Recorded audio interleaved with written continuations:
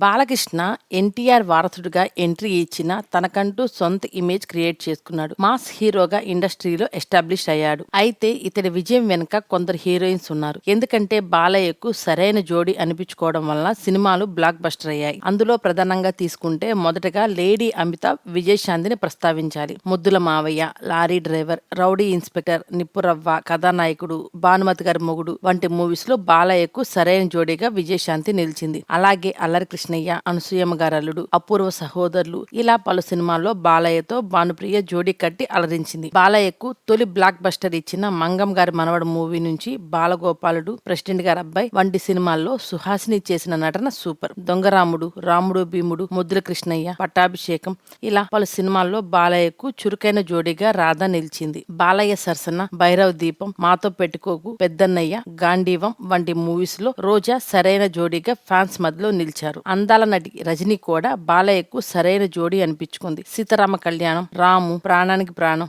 భార్యాభర్తల బంధం ఇలా పలు సినిమాల్లో బాలయ్య సరసన నటించి మెప్పించింది. ఇక బాలయ్యతో ఇండస్ట్రీ హిట్ కొట్టిన సమరసింహారెడ్డి సినిమాలో నటించిన సిమ్రన్, ఆ తర్వాత నరసింహనాయుడు, సీమసింహం ఇలా పలు సినిమాల్లో నటించి ఈ జంట ఆకట్టుకుంది. వంశానికొక్కడు, వంశోద్ధారకుడు, బంగారు బుల్లోడు సినిమాల్లో నటించిన రమ్యకృష్ణ కూడా బాలయ్యకు సరిజోడు అనిపించుకుంది. ముద్దుల మొగుడు, కృష్ణబాబు, అశ్వమేధం వంటి సినిమాల్లో బాలయ్య సరసన మీనా కూడా బాగానే ఆకట్టుకుంది. ఇక శ్రీరామరాజ్యం మూవీలో బాలయ్య రాముడు వేషం వేస్తే సీతమ్మగా నయనతార అలరించి చూడచక్కని జంట అనిపించుకున్నారు. సింహం వంటి మూవీస్ లో బాలయ్య ఆమె నటన సూపర్బ్. ఇంతవరకు బాలయ్యకు బెస్ట్ జోడీల గురించి చూసాం. మీ అభిప్రాయం ఏమిటి? మీకు బాలయ్యతో ఎవరి కాంబినేషన్ ఎక్కువగా నచ్చింది? కామెంట్స్ లో చెప్పండి. ఈ వీడియో కనుక మీకు నచ్చినట్లయితే లైక్ చేయండి, షేర్ చేయండి మరియు తప్పకుండా సబ్స్క్రైబ్ చేయండి.